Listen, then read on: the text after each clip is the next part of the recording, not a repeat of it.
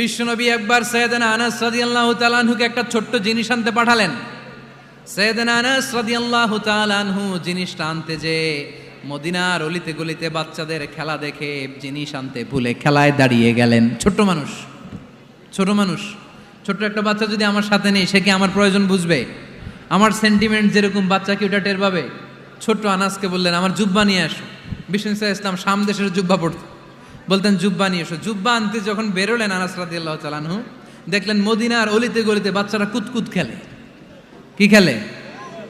আপনারা খেলেন তো? এই খেলা দেখে আনাস রাদিয়াল্লাহু তাআলা আনহু ভুলে গেলেন যে বিশ্বনবীর জামা আনতে হবে। উনি ভুলে যে উনিও দাঁড়িয়ে খেলা দেখতে শুরু করলেন। এখন ঘন্টার পর ঘন্টা যায়, আনাসও আসে না, জামাও আসে না। বিশ্বনবী ভাবলেন, হায় রে, আনাস মনে হয় ভুলে গিয়েছে, কি আর করা, যাই নিজের জামা নিজেই নিয়ে আসি। বিশ্বনবী বের হলেন জামা আনতে। বের হয়েই দেখে মদিনার গলিতে বাচ্চারা খেলতেছে, ওইদিকে আনাস রাদিয়াল্লাহু